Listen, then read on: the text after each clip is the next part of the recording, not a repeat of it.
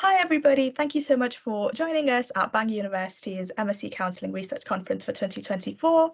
I'm Man and this is Anisha, and we're here as part of the Research Conference Committee having a conversation with Helen Orton about her experience of supervision and practice as we're trying to turn the perspective onto the therapist within our larger hope to understand therapy beyond the counselling room. So Helen Orton here is our mutual supervisor. We both work with her in a trainee counselor capacity. She has an MA in Gestalt Psychotherapy from the University of Birmingham and a postgraduate certificate in Clinical Supervision from the Manchester Institute of Psychotherapy. She is a UKCP Registered Practitioner with over 20 years of experience in the private practice and 6 years working as a primary care counsellor in the NHS. Welcome, Helen, to the conversation, and thank you so much for joining us. We're very excited to have you. Thank you for having me. I'm looking forward to it. That's great.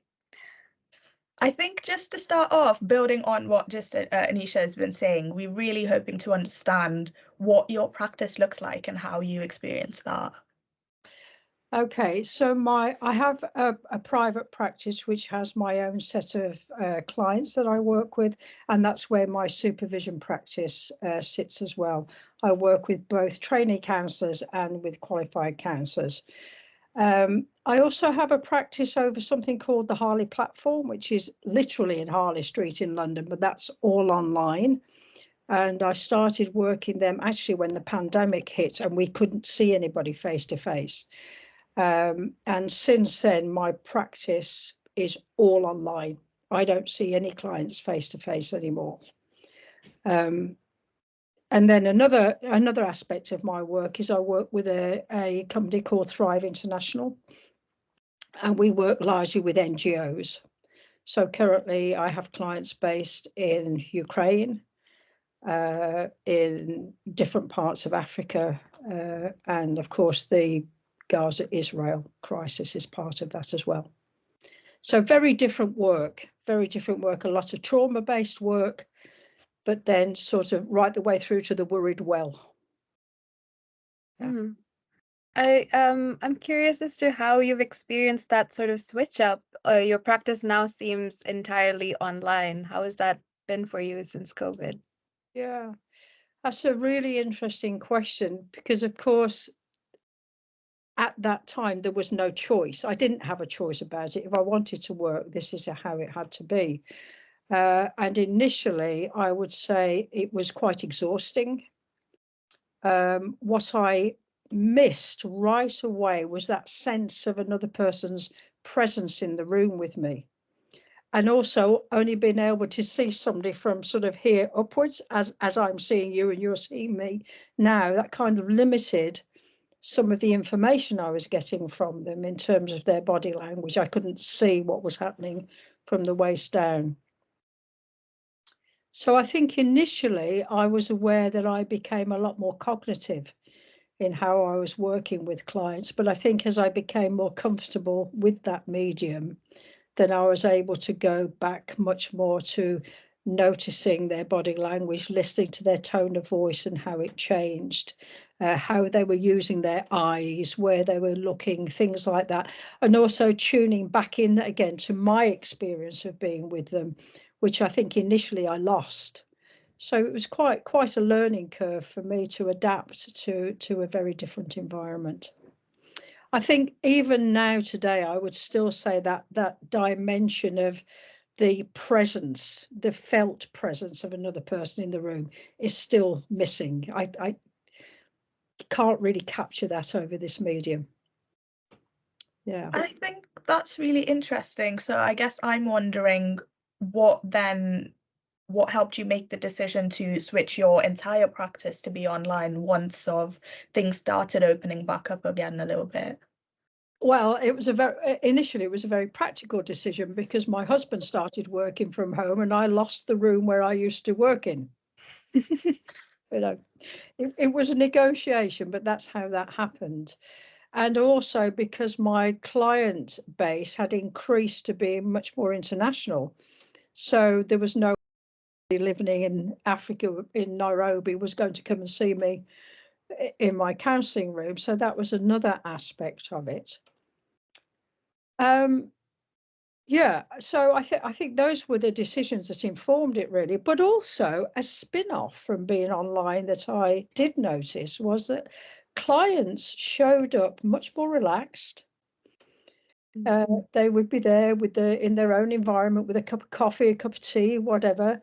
Much more relaxed. The relationship felt a lot more equalized because they're in their space, they're not entering my space. So straight away there was a power leveling that was going on there. And I found that they were really more willing to open up and engage. So there were definite benefits to it. And I think because lockdown went on for so long as well, I got so used to it that I thought, well, carry on. Why go back? Yeah. So it does sound like a trade-off. I'm sorry? So I was just wondering if I'd answered your question sufficiently there.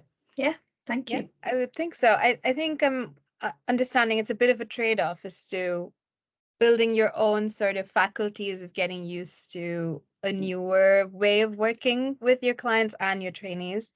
Yeah. And it's interesting that you now have a really large international client base. How has that been in terms of, I can understand it's with a lot of conflicts and crises that you deal with. So how has that learning experience been? It's been an interesting learning experience, and when you enter the NGO world and start to work with people in there, you begin to see patterns. You begin to see patterns emerge in terms of the organisations, that kind of wider context that the clients sit in. You notice patterns emerging there, often understaffed, often high stress, often working without enough resources to support the work they're doing. So that's kind of how they're presenting. There seems to be particular personality types that are kind of attracted to that kind of work. Sometimes I think of them a bit like people who are attracted to extreme sports. You know, then just going and having a game of tennis is really boring. You know, so there's something about that personality type that seems to be attracted out there. And people who don't really take care of themselves very well, don't take very much notice of their embodied experience, either because they've become numb to it because of what they're witnessing, or they were already like that. So they can tolerate what they're seeing and what they're experiencing. So I suppose that really took me very much back to drawing on my Gestalt experience and training of working much more somatically and helping. But of course, there's a trade-off for that, isn't it? Because if clients really start to engage with their embodied experience, they may not be able to function anymore in the environment that they're in. So it's quite a fine line to tread, really. Yeah, but really interesting, and also working with different cultures. I've had to get to understand African culture a lot more, and then understand the differences, let's say, between DRC and Congo and Uganda. Sorry. So yeah, it's been a huge learning curve, and also that sense of me as a white British privileged woman and not wanting to kind of collude with or reinforce that sense of colonialism. That's been sitting with me quite a lot, and having to catch myself when I just did it. Oh, listen to your tone of voice there, Helen. You know, that kind of stuff. So that's been something I've had to take to supervision. To, of course, my white female privileged supervisor. It's been an interesting one to navigate. I guess that is really interesting, and I think I'm wondering, since working with diverse clients, how has that informed the work that you do locally, maybe in your private practice? What has that interaction looked like? Yeah, so Probably not so much with my client work because it is so diverse, but I think with counselling students. So, and isn't it interesting, because that's something that we have never spoken about. How does my white position impact on the work that we're doing? And we've not talked about that at all. How bizarre is that? Anyway, so I work a lot with students from a college in my local county, and we are in a situation where we always struggle well, we don't have there's not much diversity here. So they have a very white view of the world, and really helping them to engage with diversity and inclusion is really quite difficult, challenging their assumptions, challenging their worldview. It's quite a learning curve, especially as they're also trying desperately to put this theory that they've learned in college into practice with clients, so they supporting that development is quite it's quite delicate at times, because I don't want to disrupt their practice, but at the same time that awareness that not everybody is like you, not everybody thinks like you, especially with the influx of Ukrainians into the country, and there can be a lot of assumptions made there because they're white, because they maybe have a religious background that looks or sounds similar, doesn't mean that you know who they are or how they're going to operate in the world. So that's been something that's come into my practice a lot more, I think, because of the work I've done internationally. Yeah. And I think that's really interesting, and we'll pick up on that in a bit. But I'm also wondering, sort of, when you did explain that experience of having to check yourself, not reinforcing colonial perspectives with your clients in your work, taking that to supervision, what has that experience been like? And for any of our students that might be working with populations that are different than them and trying to understand their own cultural competence better, how do you think they can navigate that? Yeah. I think becoming aware of my unconscious biases has been a painful shaming process. That's what I would say. And I'm very fortunate in that my supervisor, we've been together a long time, and I trust her, and there's not much she doesn't know about me. So it felt a safe place to go. But I think encountering bias, encountering prejudice, encountering thoughts and judgments in me that I didn't even know were there, has been a painful process, and there has been a big sense of shame around it. Yeah, and an awareness of how I have unconsciously diminished the other person without ever intending to, and never wanting to, and it's happened. Yeah, so it's been difficult.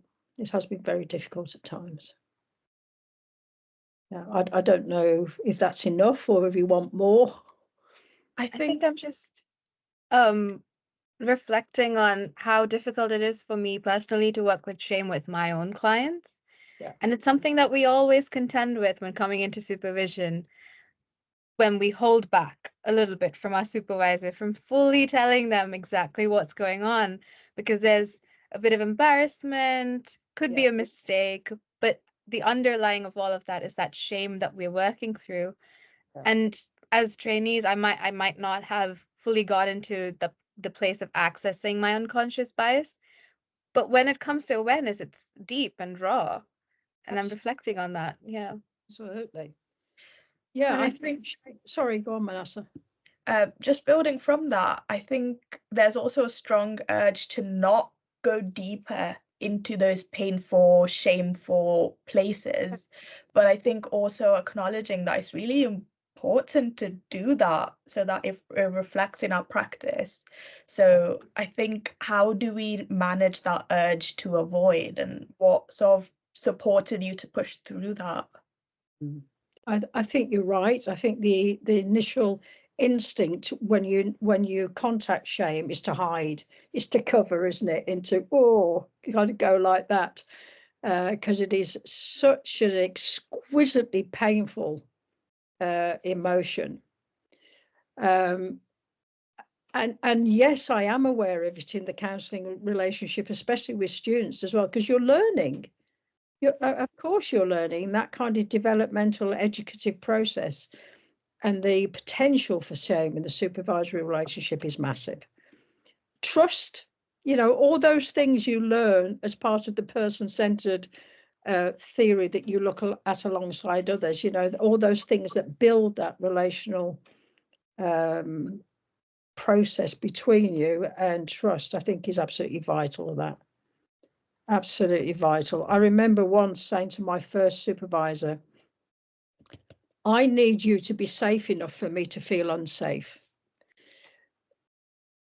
And I guess that's where I am with my supervisor. I trust her. I know she can hold me.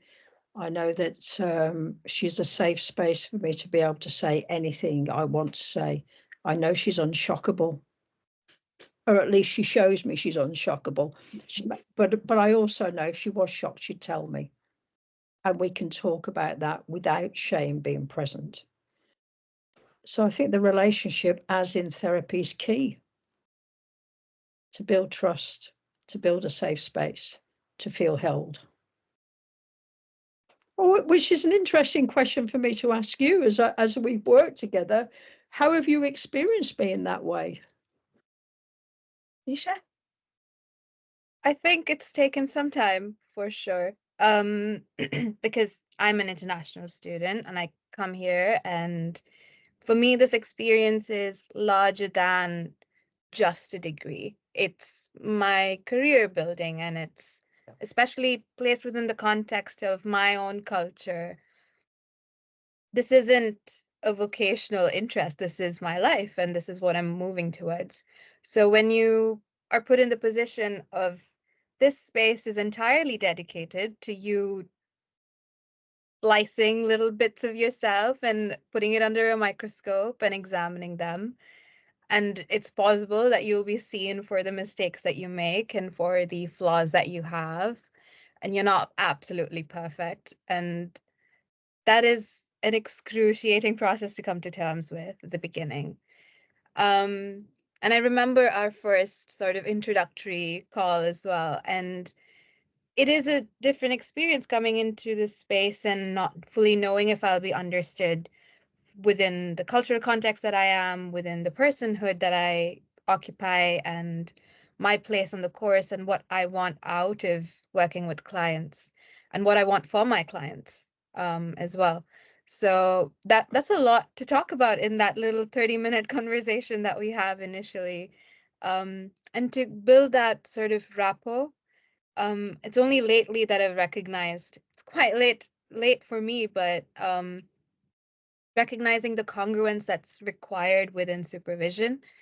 I've always only seen it in the lens of client practice, but within supervision, being able to tell my supervisor that I'm going through a really hard time in my personal life, and I'm seeing every client that I see, the synchronicity that happens, and they bring in their stuff, and it builds a lot of pain and pressure in my personal life, and being able to share that. So I think as a supervisor, I've experienced a sort of arc, if you will, in terms of taking my time to get comfortable and being compassionate towards myself, that it's okay to take that time, that it's not absolutely us, that I bring 100% of myself right away, because there's that pressure as well, being the perfect supervisee. So I'm still on the arc, but yeah, it's moving. There's a couple of things you've said there that I kind of want to pick up on, and I've remembered something from when we first met. Actually, I think you sent me your CV. Yeah. And I remember looking at that CV and feeling really intimidated. So when I met you, I'm thinking, what on earth can I offer? because you sounded so experienced, even though maybe you hadn't had counselling experience. You had a lot of experience that you were bringing to your training and your practice. So I remember thinking about that, and I know I didn't share it with you, and I guess I did check with myself at the time, do I say this, don't I say this? And I made the decision not to because it didn't feel like it would be useful at that time. Anyway, I'm told you now. It'd be interesting to know what you make of that. But the other thing that you talked about was things going on in your life that are difficult. And I think for me as a supervisor, that's really important to pay attention to. What is the wider context that you're working in that's impacting on you that might make working with clients more difficult? And that might be the organizational context and what's happening there. How are they supporting you or not supporting you to do the work you're doing? But then there's what's going on in your personal life, and how is that impacting? And are you able to keep that out of the counselling room? Or do we need to look at how you manage that? And that might be something we can manage in the course of supervision, or it might be something that I would say, you know what, maybe it's time to think about therapy for this. So, or maybe even it's time to maybe not work with clients for a bit. So that, for me, that's a really important part, and that is the stuff outside of the therapy room. Yeah. Man? I think my experience was a bit different because I was really excited for my work with my supervisor, because I was like, this is where I get to learn everything, and this is where I get to make as many mistakes as I want, and they can't get mad at me. So I really went in, I think in the beginning, being like, how do I get the most out of this? Because like I had a really acute sense that time was ticking in supervision specifically. So I'd always be like, I need to do this, this, and this, like we have to talk about all of this. And I recognized that early on, and I tried to sort of focus it specifically. But I went in with really high expectations of what I would get out of supervision. I think almost that was my training wheels. And without that, I couldn't be a counsellor. So I think in the beginning, a lot of my supervisory requirements were very specific, practical things. And I think that definitely helped me. But now I think I'm more in a position of trying to understand my identity as a counsellor and the things that impact that. And I think, Helen, you've been really good at grounding me in sort of my practice, and sometimes I would find myself running ahead of where I need to be at this minute, which also I experienced quite a bit. But I think within our work, it was always good to come down to, okay, but what does this mean for now? What can we do here and now? And so I think for me, I wasn't in a position to question if supervision would be a safe place, because it had to be for this machine to work. So it was just an assumption that it's experiencing this shame or this embarrassment with this one person is nothing compared to if I don't make the most out of this and my entire practice falls apart. So if this person gets to see every like ugly thing about me, that's what is going to happen, because that was sort of my defense mechanism, I think, to say, as long as I'm myself here, everything else will be fine. And I don't know how well that trade-off works. I still experience some level of that. I think I'm aware of it a bit more and separating the two from not being so intertwined, my practice and my supervision, but there's still sort of strong links between those. Yeah. That's really interesting, because I think on meeting you for the first time, that's what struck me, was your voracious appetite for learning, and also the speed that you were going at. it was like having a Labrador puppy in the room with me. It was really quite something. And I think a lot of our work has been about slowing down, paying attention to yourself a lot more. Yeah. And I suppose what I've really enjoyed is the difference in both of you, because you are very different. But I've enjoyed that difference, and I guess it's like clients, isn't it? You adapt yourself. You adapt, to suit your clients so you can support them to do whatever it is they need to do. And supervision in itself is no different to that. Yeah. And I think that leads us beautifully into sort of the next bit that we're trying to look into is, as a supervisor that works with trainee counsellors, how do you experience us? What comes across from the trainees that you work with?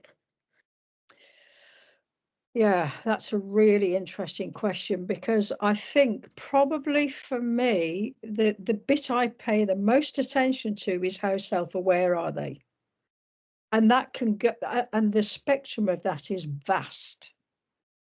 So there are some student counsellors I have who have very little self-awareness, and I just wonder how they got here. So then there is a lot of work to do then around self-awareness.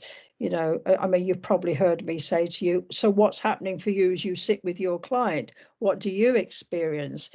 And for some students, that's like I don't have any sense of myself when I'm with my clients. So there's quite a lot of work to do there.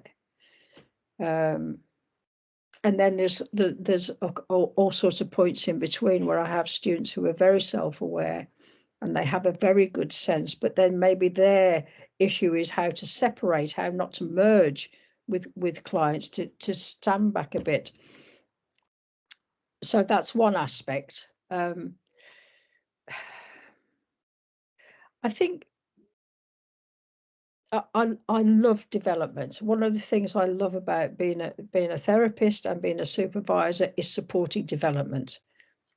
Whether that's development of skills, whether it's developing how you use yourself in the therapy room, whether it's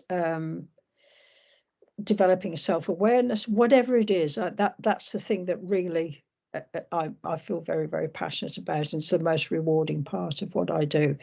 So for some students, there might be a lot of education that needs to happen. There might be that we do a lot of role play, where maybe they'll be the client and I'll be the therapist, or we'll swap round and they'll be the therapist and I'll role play the client, and then we'll pick it apart and look at what was happening. So it's not necessarily that I'm saying, look, this is the way to do it. I'm saying here's perhaps a different way of thinking about how to work with this. Let's look at how that might fit for you. I'm not sure if I'm answering your question now, because I've lost it. Yeah, but I think also just those are the big things that you've taken out of working with trainees. Yeah. But also just the question was just understanding how you experience trainees and what that brings into your life and practice. Keeps me sharp. Keeps me sharp. It keeps me learning, keeps me reading, stops me becoming complacent. I guess one of the things that I never want to be seen as is the expert who's got all the answers. So I am really keen for whether they're students or qualified counsellors to put their ideas in. Well, what do you think is going to work here? You also have expertise that's different to mine. And I think sometimes the fresh eyes of a student who are so close to theory, I can learn things. So I notice with the two of you, you often use a different language to me. And I'm having to think, I have no idea what that is.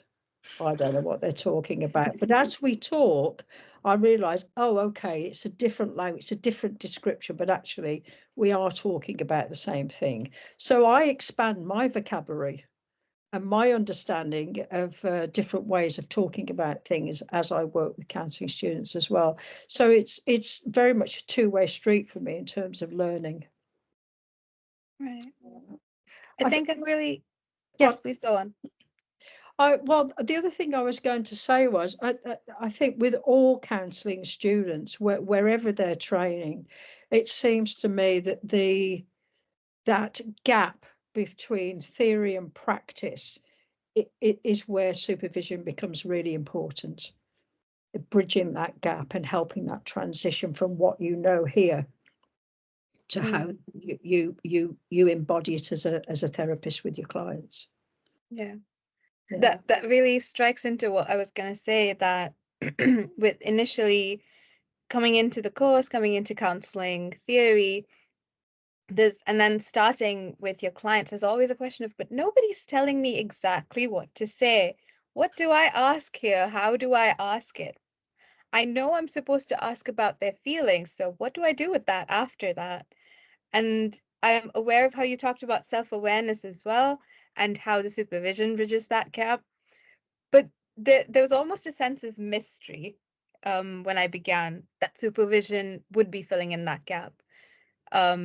The sense of like, I didn't really know what supervision would be doing. It was there. It was a requirement. I had to go there. But I'm understanding now from your answers that link between that self-awareness and supervision, filling in that gap, and how they work in tandem to create you as a therapist and create that development arc for trainees. Yes, and I want to say something about that, because I have had in the past a number of students where they are trying to get clients. These are students who have particularly trained in the person-centered model, where the focus really is on feelings to a great degree, and they're desperately trying to get these clients, these pesky clients who won't pay ball, by telling me how they feel. And I'm saying, well, how good are you at saying what you feel? If I were to say to you now, how are you feeling about whatever, would you know? Well, no. Well, how do you expect your clients to know? How do you expect to help your clients if you don't know what you feel or how to access your feelings? So there's almost a backpedaling that needs to happen there for them to understand this is actually a big question you're asking. You know, not everybody goes through life aware of how they experience themselves in different situations, not least able to articulate that because they don't have a vocabulary for it even, or a very nuanced vocabulary. So there's often quite a lot of work just to do around that, because there seems to be an expectation, oh, if I just go and ask a client how they feel, they'll just be able to tell me. And of course they can't. So, yeah, there's some education to do there. I think that's really interesting. In your work with trainees, but also qualified counsellors, do you see how their expectations of clients as vastly different from each other, or is there a spectrum? I think it depends. I think the more experienced qualified counsellors, yes, of course, there is a difference. You know, student counsellors to newly qualified counsellors, it's a bit like learning to drive. You know, you pass your driving test, and we all know the real learning about how to drive starts then, doesn't it? When you actually get out on the road and there's nobody with you. So I think there's an element of that tends to happen in that transition from being a student to being a qualified counsellor. And I think there's still a lot of learning that needs to take place, before you do know what you're doing in terms of the questions to ask or the interventions to make, which intervention, when, and you can actually say, well, I did this intervention at this moment because of this, and yet you actually have the awareness and the competence to be able to say. I think that takes time. I'm aware as you're saying that we're at that spot, right before graduation, all of us, and transitioning into fresh new baby qualified therapists. Do you have any sort of perspective or advice for us in how to approach that transition? Believe in yourself. You've done 100 hours. You've done 100 hours. That's a good amount of hours. You're not novices. You have learned. You've still got your supervisors, whether you continue with the same ones or find new ones. You've still got them with you on the journey. You're not unsupported. And you have experience that you bring to this now. You are, you're qualified. Yeah, don't be afraid. You'll be fine. If your awarding body says you're fit to pass, then you're fit to practice. I hope everyone listening to this is feeling a little better. Yeah. And I will also add in, there are also times when I'm with clients and I don't know what we're doing. I don't know what's happening. I feel lost. I feel stuck. And I think that will always be part of being a therapist. If you think you know it all, maybe it's time to stop.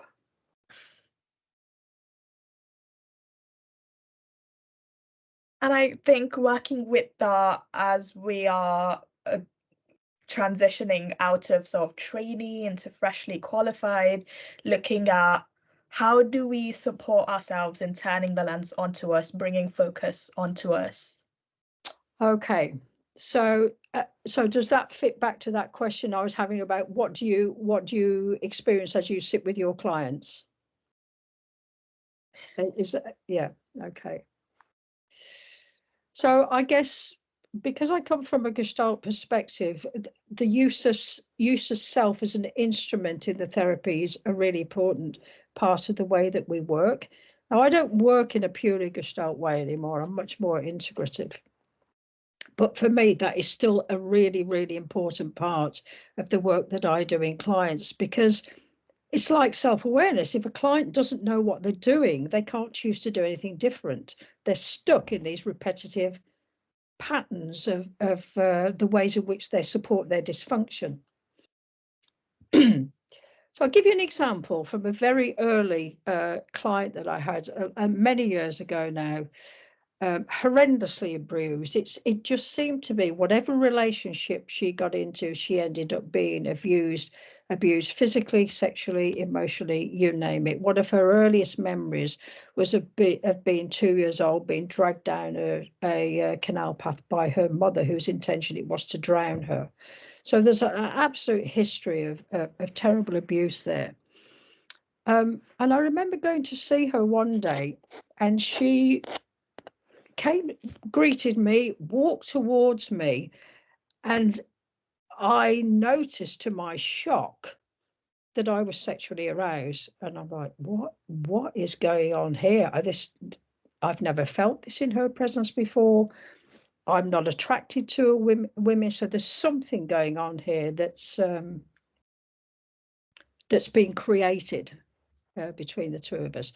And as I took more notice of her, I noticed the way she was using her eyes, the way she held her head, her voice, the way she moved her body. She was very seductive, very seductive. And we talked about it. We'd known each other for quite a while now, and we sat down and I told her what I experienced as I came into the room, and I was interested to know what was going on for her. The benefit of that, as we explored it, was that she began to realise what her part was in saying to the world, here I am, I'm open, come get me, basically. But before now I'm not saying that she's responsible for what happened to her, but she had a part to play in that she was saying I'm available.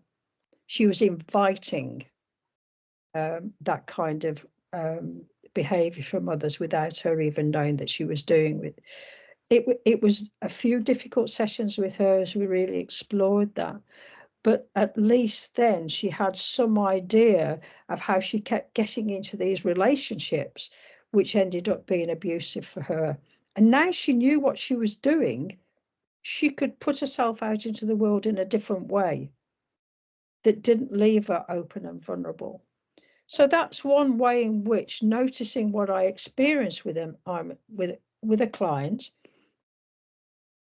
informs me of how they are and how they are in the world. And if we can work together on that in the therapeutic process, then they can choose to do something different. So that's where my interest lies with trainees. It's like if you have a sense of what's going on for you when you're with this client, and you know that it's not your feeling,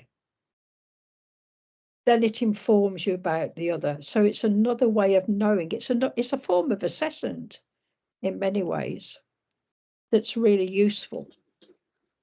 When you get skilled at it, at knowing whether it's yours or whether it's theirs, then you can actually use it therapeutically to great advantage.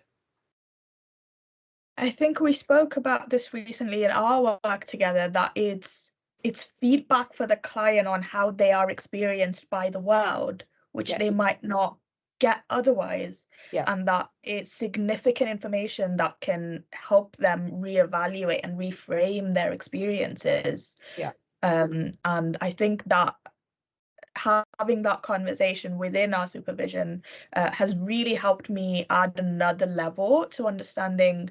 Yes, I need to be aware of my own senses because it makes me a more self-aware, reflective practitioner, and it gives me information about the client, but it also gives the client information about the client as well. Yeah. And I think depending where you are in the relationship with that client, it's, do I just acknowledge this now and hold it? Or is it going to be useful if we actually explore it now? So it's making a judgment call as well. Just like any other intervention, we make judgment calls about when, how, and at what point. And it's the same process. Mhm. Is it useful? Is it therapeutic? Is it going to move the therapy along? I'm really curious as to how that works for each of us. Is it useful for us? Is it therapeutic for us? And how does it move us forward? Because I'm really connecting this to this kinesthetic resonance that an extension of Gestalt talks about, where you use your body and the movement and your environment and how you interact with the world around you to inform how you feel around your client and that felt experience. Yeah. It's really important to acknowledge what that does for us Yes. on a personal level.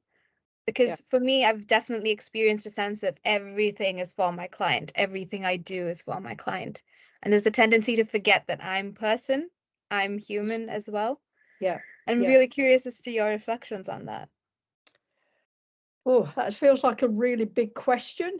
And I'm actually not sure where to start. I suppose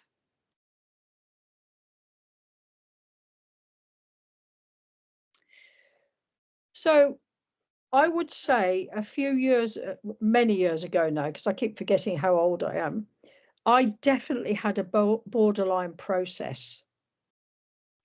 Okay, so there was a time in my practice where I kept getting clients with a borderline process.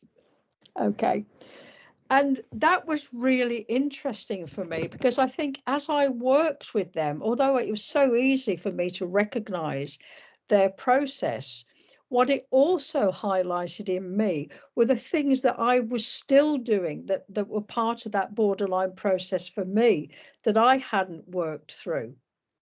So I'm not sure if that answers your question, but that was certainly something that I would say. But you know, there is a saying, isn't it, that as therapists we get the clients we deserve. We get the clients that teach us about ourselves and those unhealed parts in ourselves.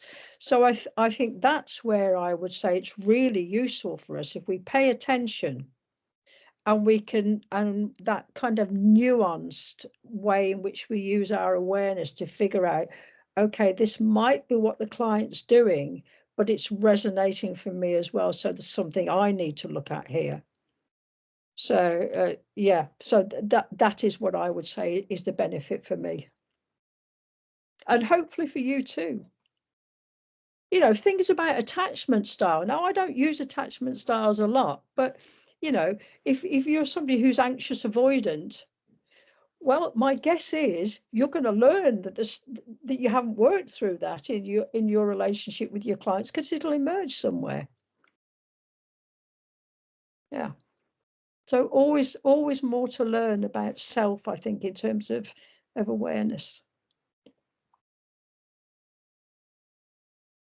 I think there is that contrast, I think, from what Anisha was saying and what you're saying, Helen, of how much of if my felt sense is a tool for my work, then where is the boundary? When does my felt sense start becoming my lived experience and not a tool for one part of my work? And learning to, it's a symbiotic relationship, they inform each other, but how do we draw that boundary, and how do we uphold that boundary? Yeah, and this is going to sound really woolly, because I think it's something you grow into and you continue to grow into and to learn and to know, because that is this mine, is this theirs, is an ongoing learning process. The more I learn about me, the more I can differentiate. And I suppose if I think about ruptures in the counselling relationship, for me, I think that's where a lot of them come from. Not being able to differentiate what's mine and what's theirs, and maybe unconsciously again meeting an unmet need in me through them. Does that make sense? Yeah. You're smiling, Anisha. What's happening there? I think I'm just reflecting on clients that I cannot talk about here, in the sense of how it's definitely a unique career path that all of us have chosen. And as you said right at the beginning, it takes a certain kind of personality to be attracted to this work, where you're, in a sense, giving permission every day to have the world examine you in a deeper sense, and understand yourself in a sense that not a lot of career paths will allow you to do so. Yeah, I think you're right. And equally, I think about our clients coming into this relational space with us.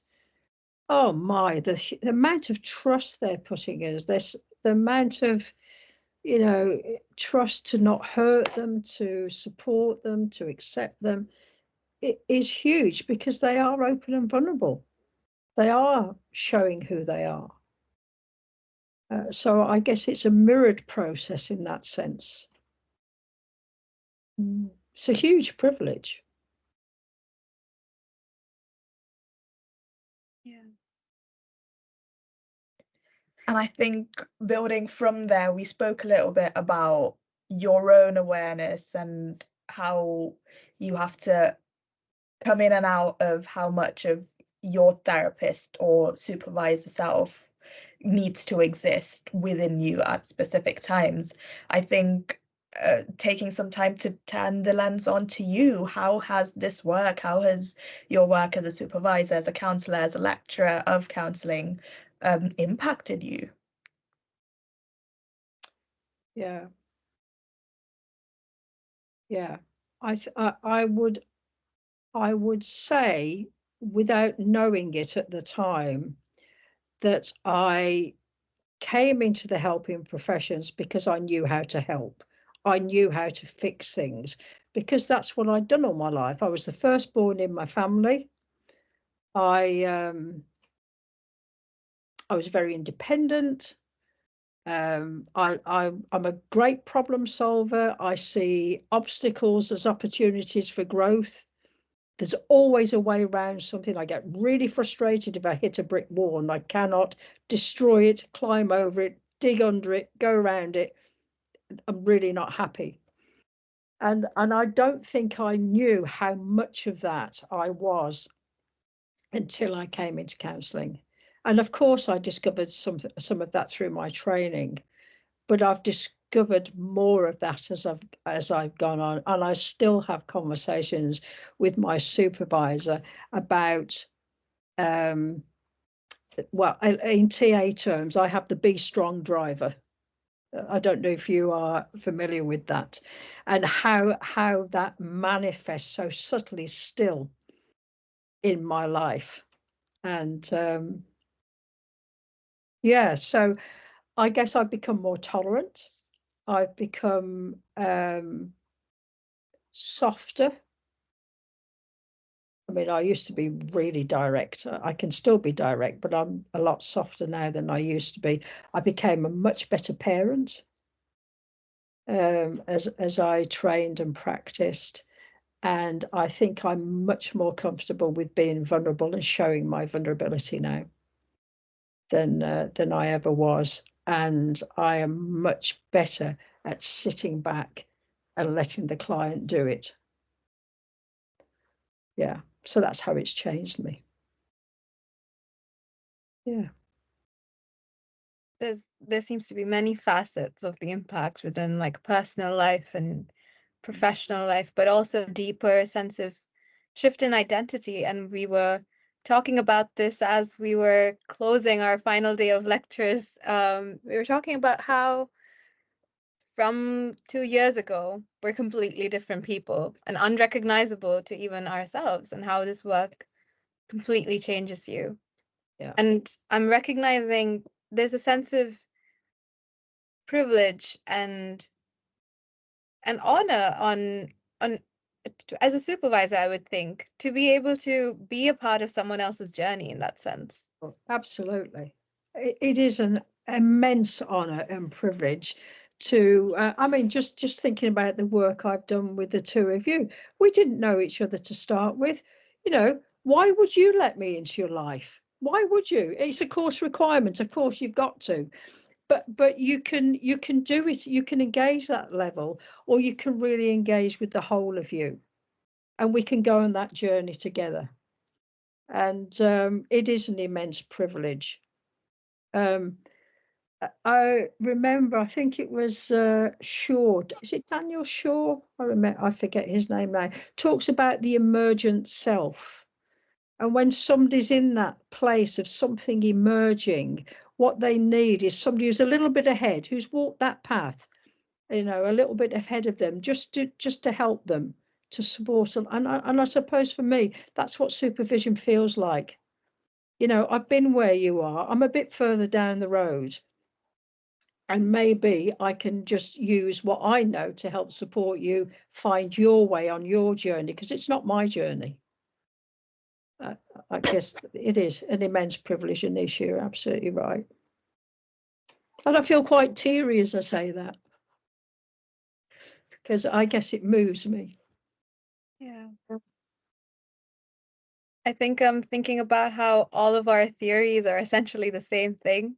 Yeah. As you talked about sort of David Shaw and the emergent, I remembered what Yalom said about a fellow traveler and being able to help each other out. And that I think I always think about it in the sense of clients, and it's written in the sense of clients, but it's the same process, just flipped with a supervisor, and it's just as pure, and you bring yourself in such a pure sense. Yeah. And I think maybe the other way, if we talk about the impact on me, is this realization that actually, as I've embodied all this stuff around my training and practice, it becomes who I am in the world. So I'm not just like this now in this context with you or with clients, but it goes out into my relationships with friends, with my children, with my husband. It becomes who I am. And this is how I put myself out there. It's hard to escape being influenced in that way. I guess you could do it if you really wanted to, but I like the way it's changed me. And I think just finally, with the emotion that you're experiencing as well, if you can look at that difference between you maybe just finishing your training and you now, what would you say to your freshly just out of training self now that you've experienced your career and your life? Yeah, I think I would draw on the compassion that I have now, and I would direct that to myself, and I would say, you're going to do fine. And maybe don't try too hard, just be. Just be with your presence with another is the most important thing. I think that's really astute, and its simplicity, I think, carries the weight of its elegance. But just as we're wrapping up, to people who've been listening to this conversation, trainees who are graduating with us, or people interested to become counsellors, or people who've been counsellors for a while, what do you hope they can take away from this conversation? Well, I think I'll go back to that compassionate space. Practice self-compassion. You're okay. Roger's idea of everybody's actually okay. There's nothing wrong with them. They're okay. Be compassionate towards yourself and be patient. Yeah. And as we're closing, I'm reflecting on what you said and what another supervisor said to another trainee, that counseling is a being thing and not a doing thing. And that's the biggest message I keep receiving. And I think we all keep receiving within our practice. Yeah. And I know for me, be strong driver, very much a doer. It's taken a while to get to be more of a beer. Yeah. Well, I think that's about all the questions that we had. Thank you very much. Thank you so much for Helen. agreeing to do this, Helen. What was this experience like for you?